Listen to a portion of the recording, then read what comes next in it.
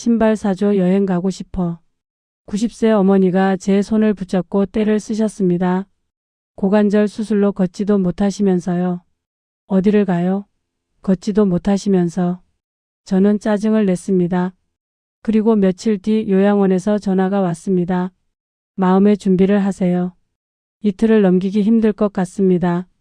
그제야 깨달았습니다. 엄마가 왜 그날따라 신발을 사달라고 했는지, 왜 회가 먹고 싶다고 했는지. 그러나 이미 너무 늦어버렸습니다. 로또 되면 제주도 한번 가봐야지. 로또만 되면 내 딸들 좋은 집 사줘야지. 로또만 되면. 저희 엄마는 평생 그 말만 하시며 사셨어요. 지금 생각해보면 로또가 유일한 희망이자 마음에 의지할 곳이었나 봐요. 어릴 적 우리 동네에서 가장 가난한 집이 어디냐고 물으면 모두가 저희 집을 가리켰습니다. 제가 초등학교 때 아버지는 젊은 나이로 술병 때문에 세상을 일찍 떠나셨거든요. 그때 저희 엄마 나이 35세. 돈 한 푼 없는 집에 자식만 줄줄이 있었습니다. 무려 딸만 8명. 막내가 겨우 돌이었습니다. 아버지 장례식이 끝나고 집에 돌아온 첫날 밤 엄마는 부엌에 앉아서 소리 없이 눈물만 흘리고 계셨습니다. 그때는 엄마의 눈물이 어떤 눈물인지 알지 못했습니다. 저는 그 당시 소원이 뭐냐고 물으면 하얀 쌀밥을 배 터지게 먹는 거였어요. 보리와 콩, 그리고 고구마를 섞은 밥. 그것도 물을 많이 부어서 죽처럼 끓인 밥을 8명이서 나눠 먹었어야 했기 때문입니다. 새벽 3시. 엄마는 매일 그 시간에 일어나셨습니다. 자명종도 없이 정확하게요. 부스럭거리는 소리에 눈을 뜨면 엄마는 이미 옷을 입고 계셨습니다. 엄마 어디가? 응, 금방 올게 어여 더 자거라. 엄마는 어둠 속에서 생선 파는 일을 시작하셨습니다. 항구에서 생선을 떼다가 시장 한 구석에 자리를 깔고 하루 종일 앉아 계셨어요. 어느 날 학교 끝나고 엄마가 보고 싶어서 시장에 갔습니다. 그런데 엄마는 점심을 안 드시고 계셨어요. 옆에 막걸리 한 잔만 놓여 있었습니다. 엄마 밥은? 엄마는 배 안 고파. 거짓말이었어요. 엄마 배에서 꼬르륵 소리가 났거든요. 그때 옆에서 생선 파시던 아주머니가 조용히 제게 말씀하셨습니다. 너희 엄마 점심은 매일 저거야. 막걸리 2-3잔. 생선 팔아서 번 돈은 전부 너희들한테 가는 거야. 그 소리를 듣는 순간 가슴이 찢어지는 것 같았습니다. 어쩌다 손님이 고생하신다며 저희 엄마에게 팥빵을 주시면 드시지 않고 저희에게 주셨어요. 주머니 속에 눌리다 못해 다 터진 찐득해진 팥빵 하나로 동생들과 나눠 먹었던 그 시절이 아직도 생생합니다. 너희 엄마 혼자서 애들 8을 어떻게 키워? 동네 사람들은 수군거렸습니다. 애들 하나씩 다른 집에 보내거나 친척 집에 보내야 하는 거 아냐. 과부가 딸만 8이면 끝이지. 아들 하나라도 있어야 의지가 되는데. 엄마는 그 말들을 다 들으셨을 겁니다. 하지만 단 한 번도 우리를 포기하지 않으셨어요. 저는 그런 엄마한테 모진 말을 많이 했습니다. 이렇게 거지같이 키울 거라면 차라리 다른 집에 보내줘. 하면서요. 큰 언니가 중학교에 들어갈 나이가 됐을 때였어요. 엄마 나 학교 안 가도 돼. 공장 들어갈까요? 큰 언니가 말했습니다. 그날 엄마는 처음으로 우리 앞에서 소리 내어 우셨습니다. 그러나 엄마는 아무 말 하지 않으셨습니다. 그때 저의 어린 생각으로 엄마가 무책임하다 느꼈습니다. 그러나 지금 생각해보니 자식을 더 이상 학교를 보낼 수 없고 공장에 보내야 하는 엄마의 마음이 어땠을지. 그렇게 20년이 흘렀습니다. 우리는 가난했지만 단 한 명도 크게 아프지 않았고 딸 8명 모두 결혼도 하고 자식도 낳고 각자 가정을 꾸렸습니다. 부자는 아니었지만 그럭저럭 먹고 살 만큼은 됐어요. 그리고 우리는 이따금씩 엄마께 용돈을 드렸습니다. 엄마 이거 갖다 쓰세요. 어머 고맙다. 엄마 부자 다 됐네. 엄마는 그 돈을 손주들 용돈으로 다시 쓰셨어요. 당신을 위해서는 단 한 푼도 안 쓰시면서요. 그러다 엄마와 저희 자매들에게 큰 상처가 되는 일이 찾아왔습니다. 작은 아버지 사촌들에게 우연히 친할아버지의 산이 팔릴 것이라는 이야기를 들었습니다. 할아버지는 돌아가시기 전에 소유하고 있었던 산이 있었습니다. 큰아버지, 작은아버지, 그리고 우리 아버지 총 3형제의 몫으로 나눠 받을 수 있게 되었습니다. 그 소식을 듣게 된 이후 저희 자매들과 엄마는 기쁨의 소리를 지르며 눈물을 흘렸습니다. 엄마가 우리 키워준 보상을 이제 받는가 보다. 엄마 너무 고생했어요. 언니들과 동생들도 모두 형편이 좋지 않았기 때문에 한 줄기 빛과도 같은 소식이었습니다. 그러나 하늘은 우리 편이 아니었습니다. 큰아버지 집 대문 앞 엄마는 한참을 서 계셨습니다. 떨리는 손으로 배를 누르셨습니다. 누구십니까? 아주버님 저예요. 은희예요. 문이 열렸습니다. 큰아버지는 불편한 표정으로 현관에 서 계셨습니다. 무슨 일이십니까? 아주버님 산 말입니다. 아버님 산이 팔렸다고 들었습니다. 그게 동서랑 무슨 상관입니까? 엄마는 숨을 크게 들이마셨습니다. 그 산은 우리 남편 목도 있지 않습니까? 동서. 큰아버지의 목소리가 차갑게 변했습니다. 셋째는 이미 죽었습니다. 그리고 아드님도 없으시지 않습니까? 하지만 법적으로 동서는 상속받을 권리가 없습니다. 큰아버지, 저희도 할아버지의 손녀들입니다. 함께 간 큰언니가 앞으로 나섰습니다. 큰아버지, 저희 엄마가 얼마나 힘들게 우리를 키우시는지 아시잖아요. 8명을 혼자서요. 하루하루가 지옥 같은데도 단 한 명도 포기하지 않으셨어요. 그런데 할아버지 산이 팔렸는데 왜 우리는 한 푼도 받을 수 없는 겁니까? 큰아버지는 고개를 돌렸습니다. 나도 어쩔 수 없소. 법이 그렇게 되어 있으니까. 동서, 돌아가시오. 더 이상 이야기해도 소용없습니다. 그리곤 매정하게 문을 닫아버렸습니다. 엄마는 그 자리에서 주저앉아 우셨습니다. 그 당시만 해도 실제 가족 간의 재산 분할 과정에서는 장남이나 아들에게 재산을 몰아주는 가부장적 관습이 강하게 남아있었던 시기였습니다. 또한 아들이 사망하면 며느리는 상속받기란 제한적인 시절이었고 딸밖에 없는 집에서 자녀들의 권리를 위해선 법적으로 소송까지 가야 했습니다. 돈과 지식이 없던 저희의 생각에 법이란 단어도 무섭게 다가왔고 소송을 해도 이길 수 없겠다 생각하여 결국 포기하였습니다. 엄마는 계속해서 큰아버지 집에 찾아가 대문 앞에서 울음을 터뜨리며 소리치셨습니다. 제 딸들이 얼마나 힘들게 자랐는지 아십니까? 오뎅 하나를 사줄 돈이 없어서 자식들이 국물이라도 마셔보려고 그 앞에 서성일 때도 모른 척 했어야 했어요. 우리 막내 과자 한 봉지를 맘 편히 못 사줬던 그 세월을 평생 도와주지도 않으셨으면서 너무한 거 아닌가요? 딸이라서 안 된다니. 저희는 모두 가슴이 찢어졌습니다. 우리가 아들이었다면 엄마가 이렇게 고생하지 않으셨을까? 엄마는 슈퍼에 가실 때마다 과자 코너에서 멈춰서곤 하셨습니다. 이제는 다 큰 막내의 어릴 적 못 사줬던 게 생각이 많이 나셨나 봅니다. 과자 한 봉지 오뎅 한 개가 그때는 왜 그렇게 어려웠을까요? 나중에 알게 된 소식에 의하면 할아버지 산이 100억이 넘었다고 합니다. 100억. 우리에게는 상상도 할 수 없는 돈이었습니다. 엄마가 평생 모아도 만질 수 없는 돈. 그 돈이 우리 아버지 몫에도 당연히 포함되어 있어야 했던 그 돈. 나 이상해. 셋째 언니가 날 말했습니다. 자꾸 화가 나. 그리고 밤에 잠도 안 와. 왜 우리는 딸이었을까? 그 생각만 계속해. 셋째 언니뿐만이 아니었습니다. 넷째 언니는 우울증 진단을 받았고 여섯째는 불면증으로 약을 먹기 시작했습니다. 결국 할아버지의 산은 엄마와 저희의 마음에 병을 안겨주었습니다. 엄마 어디 가고 싶은데 없어요? 셋째 언니가 어느 날 물었습니다. 응? 글쎄. 제주도? 거기 바다가 예쁘다던데. 그럼 우리 다 같이 가요. 딸들이 돈 모아서 엄마 모시고 제주도 가요. 아이고 괜찮아.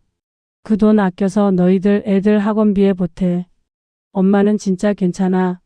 엄마는 로또만 되면 혼자 제주도 갈 거야. 걱정 마. 로또. 엄마는 평생 그 말씀만 하셨습니다. 로또만 되면 좋은 집에서 살아야지. 로또만 되면 너희들한테 용돈 많이 줘야지. 로또만 되면 비행기 타고 제주도 가야지. 그게 엄마의 꿈이었습니다. 로또만 되면이라는 결국 이루어지지 않았던 꿈. 엄마에겐 그것이 유일한 희망이었는지 모릅니다. 시간이 흘러 엄마의 몸도 조금씩 쇠약해지고 있었습니다. 어머 엄마, 제가 엄마 집에 갔더니 엄마가 바닥에 쓰러져 계셨어요. 왜 그러세요? 아, 괜찮아. 그냥 좀 어지러워서. 괜찮은 게 아니었습니다. 엄마는 일어나질 못하셨어요. 병원에 모시고 갔더니 의사 선생님이 엑스레이 사진을 보여주셨습니다. 고관절이 완전히 망가졌네요. 평생 무리하게 일하셨죠? 지금이라도 수술하셔야 합니다. 안 그러면 평생 못 걸으세요. 형편되는 딸들이 서로 돈을 합쳐서 어머니 수술비를 마련하였습니다. 하지만 엄마는 예전처럼 걸을 수 없게 되셨어요.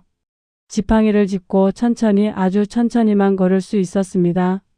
수술하고 회복하시는 동안 다들 바쁘다고 어머니 모실 수 없다고 하여 제가 엄마의 간병을 맡았고 그 과정에서 저보다 몸집이 크신 엄마를 부축하며 밤새 돌봐드려야 했기 때문에 결국 피로가 쌓인 탓인지 제 이가 흔들리더니 결국 잇몸이 내려앉아 이가 빠지게 되었습니다. 엄마는 우리 8명 키우시느라 더 힘드셨을 텐데 나는 엄마 한 명 간병하는 게 힘들다고 이렇게 병이 나다니 라는 생각에 더 힘을 냈습니다. 엄마는 수술 후 집에만 계셨습니다. TV를 보시고 손주들 사진을 보시고 가끔 우리가 찾아가면 밥을 차려주시고 그런데 이상했습니다. 엄마는 점점 말수가 줄어드셨어요. 엄마 어디 아파요? 아니 괜찮아. 하지만 엄마 눈에는 생기가 사라지고 있었습니다. 나 더는 못하겠어. 셋째 언니가 짜증내는 말투로 전화 왔습니다. 엄마 수술 후 회복시켜 드린 뒤 제 개인적인 사정으로 셋째 언니가 엄마를 맡겠다고 해서 함께 살고 있었거든요. 엄마가 이제 혼자서는 화장실도 못 가시고 밤에 자다가도 몇 번씩 깨워. 나도 일해야 하는데 미치겠어. 어쩔 수 없이 요양원 알아봤어. 우리가 돈 모아서 모시면 어떨까? 그 말을 듣는 순간 가슴이 철렁 내려앉았습니다. 요양원. 그곳에 엄마를 보내야 한다니 하지만 달리 방법이 없었습니다. 딸 8명 모두 각자 살아가기 바빴고 아무도 엄마를 모시고 살 수 없었으니까요. 엄마 잠깐만 요양원에 계셔요. 건강 좀 회복하시면 다시 모셔올게요. 응 그래 너희들 힘들게 하기 싫어서 엄마도 그러는 게 좋겠다. 엄마는 순순히 따라오셨습니다. 그러나 엄마의 눈에 눈물이 그렁그렁 맺혀 있었습니다. 하지만 저는 그때 자주 올게요 엄마. 라는 말만 하고 저는 돌아서서 집으로 왔습니다. 처음 몇 달은 자주 찾아갔습니다. 한 달에 2번, 많을 때는 3번도 갔어요. 그런데 어느 순간부터 점점 발걸음이 뜸해졌습니다. 이번 주는 못 갈 것 같아. 다음 주에 갈게. 그렇게 미루다 보니 한 달에 1번, 2달에 1번으로 줄어들었습니다. 그러던 어느 날 2020년 초 코로나가 터졌습니다. 요양원 면회 금지합니다. 그 공지를 보는 순간 걱정과 동시에 아, 좀 쉬겠네. 그런 생각이 들었습니다. 지금 생각하면 정말 끔찍하고 죄송스러운 마음이지만 그때는 정말 그랬어요. 어차피 못 가니까 죄책감 안 가져도 되겠네. 라는 못된 생각이요. 1년이 지나고 2년이 지났습니다. 엄마 목소리는 전화로만 들었어요. 엄마 괜찮으세요? 응, 괜찮아. 너는? 저도 괜찮아요. 그래, 몸 조심해라. 그게 다였습니다. 엄마가 어떻게 지내시는지, 얼굴이 어떻게 변했는지, 밥은 잘 드시는지 아무것도 몰랐습니다. 그렇게 2022년 가을, 요양원 면회 재개합니다. 그 소식을 듣고 언니들과 함께 엄마를 찾아갔습니다. 요양원 문을 열고 들어가는 순간 소독약 냄새가 코를 찔렀습니다. 어머님, 가족분들 오셨어요. 간호사가 휠체어를 밀고 나왔습니다. 그리고 그 휠체어에 앉아 계신 분을 보는 순간 저는 그 자리에 얼어붙었습니다. 2년 전만 해도 통통하고 혈색 좋으셨던 엄마. 지금은 뼈에 가죽만 붙어 있었습니다. 얼굴은 푹 꺼졌고 눈은 깊이 들어갔고 입술은 바짝 말라 있었습니다. 엄마. 큰 언니가 엄마 앞에 무릎을 꿇었습니다. 엄마 왜 이렇게 되셨어요? 밥은 드셨어요? 응. 먹었어. 근데 입맛이 없어서. 엄마는 웃으셨어요. 그런데 그 웃음에서 이가 다 빠져 있었습니다. 엄마는 평생 눈하고 이는 정말 건강하셨어요. 80세가 넘어도 엄마는 이 하나도 안 빠졌다고 자랑하시곤 했는데 이제는 앞니 몇 개가 빠져서 웃을 때 우리 엄마가 아닌 듯 보였습니다. 걱정하지 마, 나이 먹으니까 그런가 봐. 아니었습니다. 나중에 요양보호사님께 들었어요. 어머님이 2년 동안 딸들 보고 싶다고 매일 우셨어요. 그러면서 밥을 거의 안 드셨어요. 억지로 먹여도 다 토하시고 가슴이 무너져 내렸습니다. 그 후로 엄마를 보러 자주 찾아갔습니다. 엄마, 나 이제 가봐야 해요. 며칠 있다가 또 올게요. 응, 그래. 조심히 가거라. 그때였습니다. 엄마가 갑자기 제 손을 꽉 잡으셨어요. 딸아. 네, 엄마?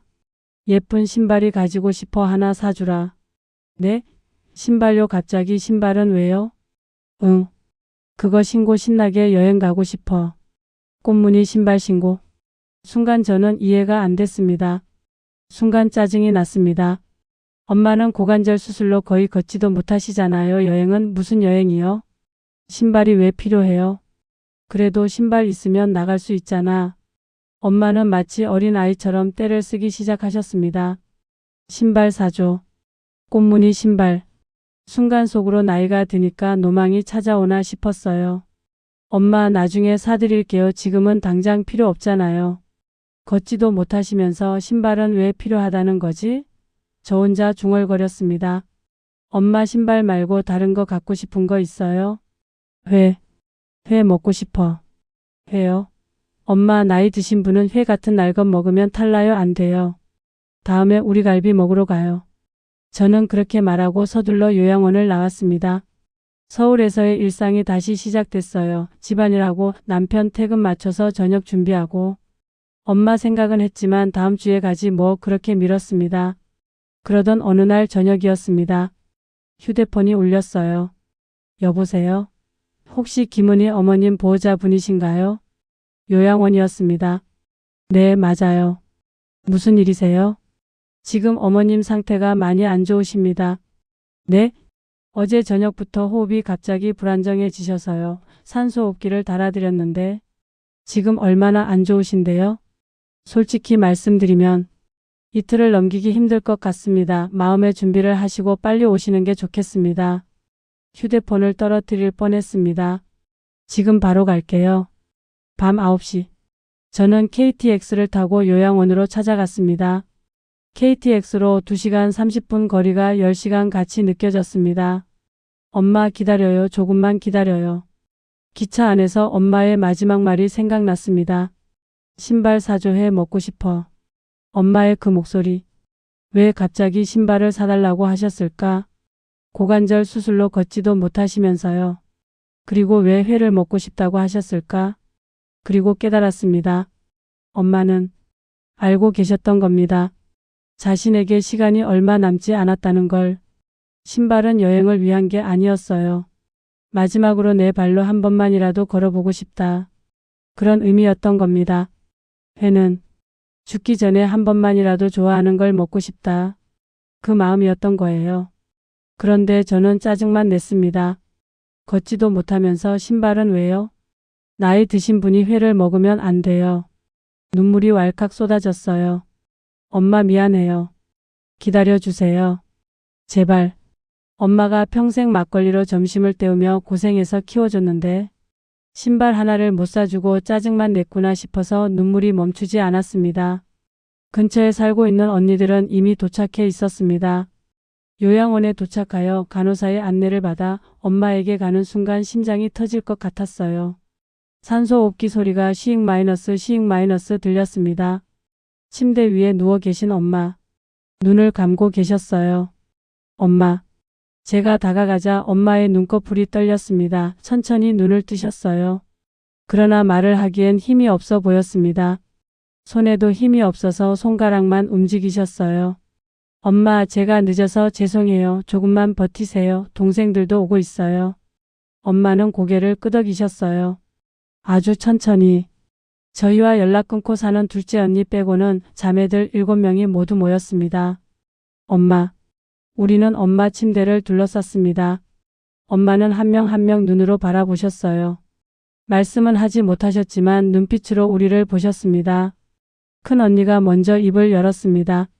엄마, 저희 때문에 평생 고생만 하셨죠? 저희는 엄마한테 뭐 하나 제대로 해드린 게 없어요.